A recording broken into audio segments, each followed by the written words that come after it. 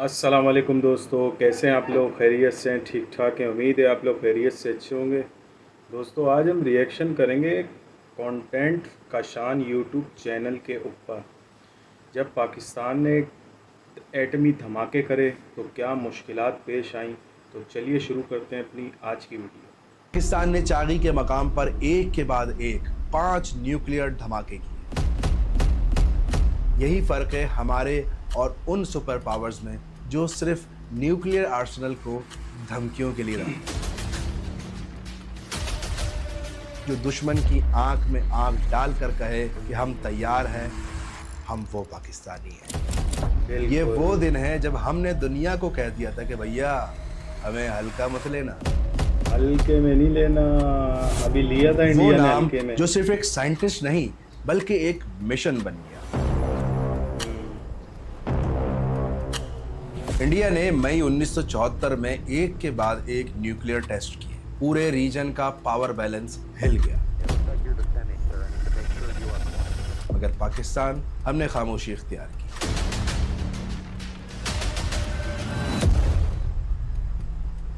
अट्ठाईस मई 1998 ये सिर्फ एक तारीख नहीं बल्कि एक तरन्नुम है उस जज्बे का जो एक कौम ने अपनी खुद मुख्तारी, अपनी हिफाजत और अपनी इज्जत के लिए पेश किया। अगर आप आज ये वीडियो देख रहे हैं तो तैयार हो जाएं, क्योंकि मैं आज आपको उस दिन के सफ़र पर ले जाने वाला हूँ जिस दिन पाकिस्तान दुनिया की ताकतवर क़ुव्वतों में शामिल हुआ। 28 मई चागी के पहाड़ों में एक ऐसी गर्ज सुनाई दी जो कि पूरे मुल्क का फ़ख्र था। और आज मैं आपको ये बताना चाहता हूँ कि अगर आप उस वक्त एक्सपीरियंस नहीं कर सके थे तो इस वीडियो के बाद आपको ऐसा महसूस हो कि आप वहीं थे। इंडिया ने मई 1974 में एक के बाद एक न्यूक्लियर टेस्ट किए। पूरे रीजन का पावर बैलेंस हिल गया, मगर पाकिस्तान हमने खामोशी इख्तियार की। दुनिया ने कहा जवाब मत दो, सुपर पावर्स ने प्रेशर डाला, धमकियां भी आई, लालच भी दी गई, कर्ज माफ करने की बात भी हुई और एड देने का वादा भी हुआ। अमेरिका ने तो ये भी कहा कि बिलियंस देंगे, बस टेस्ट मत करना। मगर एक आवाज थी जो कह रही थी कि घास खा लेंगे लेकिन पाकिस्तान अपना एटम बम जरूर बनाएगा। ये आवाज थी जुल्फिकार अली भुट्टो की, जिन्होंने इंडिया के 1974 में किए गए न्यूक्लियर टेस्ट के बाद कह दिया था कि पाकिस्तान को भी एटॉमिक प्रोग्राम बनाना चाहिए। We want to make advances in nuclear technology for purposes of making the bomb. But we cannot be stopped from using this process for our peaceful needs. जब इंडिया बना सकता है तो पाकिस्तान क्यों नहीं। और फिर आए डॉक्टर अब्दुल कदीर खान,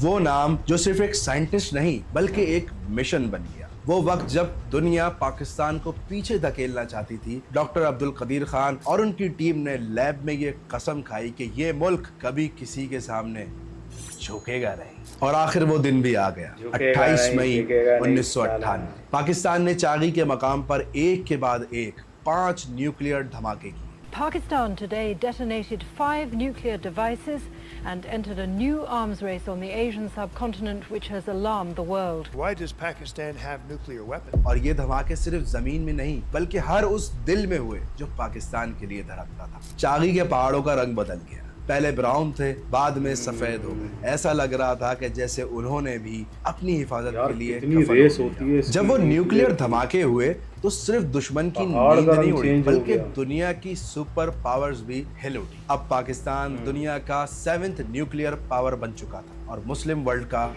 पहला। मगर रुकिए, ये कहानी सिर्फ मिसाइल्स और बॉम्ब्स तक लिमिटेड नहीं है। पाकिस्तान ने न्यूक्लियर टेक्नोलॉजी को सिर्फ वेपन के लिए यूज नहीं किया बल्कि डेवलपमेंट के लिए भी यूज किया। क्या आपको पता है कि पाकिस्तान के पास आज न्यूक्लियर मेडिसिन के 18 से ज्यादा सेंटर्स हैं जहां कैंसर जैसी डिजीज का ट्रीटमेंट होता है, और वो भी फ्री ऑफ कॉस्ट या नॉमिनल प्राइस पर। और ये हमारी पीसफुल न्यूक्लियर कैपेबिलिटी का हिस्सा है। एग्रीकल्चर की फील्ड में हमारी न्यूक्लियर रिसर्च ने बेहतरीन बिजली और पेस्ट रेजिस्टेंट क्रॉप्स डेवलप की। हमने रेडिएशन टेक्नोलॉजी से फसलों का प्रोडक्शन बढ़ाया, यानी कि हम इस टेक्नोलॉजी से सिर्फ बॉम्ब्स नहीं, रोजी रोटी भी हासिल कर रहे हैं। यानी कि ये पावर्स सिर्फ जंग के लिए नहीं बल्कि तरक्की के लिए भी है। यही फर्क है हमारे और उन सुपर पावर्स में जो सिर्फ न्यूक्लियर आर्सेनल को धमकियों के लिए रखते हैं। ये सिर्फ साइंटिस्ट का काम नहीं था बल्कि हम सब का काम है। इस टेक्नोलॉजी को मेंटेन रखना, सिक्योर रखना और इससे पुरअमन फायदा उठाना ये हर पाकिस्तानी का फर्ज है। क्या आप जानते हैं कि पाकिस्तान एक पावरफुल न्यूक्लियर स्टेट है? हमने कभी किसी मुल्क को धमकी नहीं दी, हमने कभी पहले अटैक करने की पॉलिसी नहीं बनाई, हमने कभी अपने बॉम्ब्स का दिखावा नहीं किया। क्यों?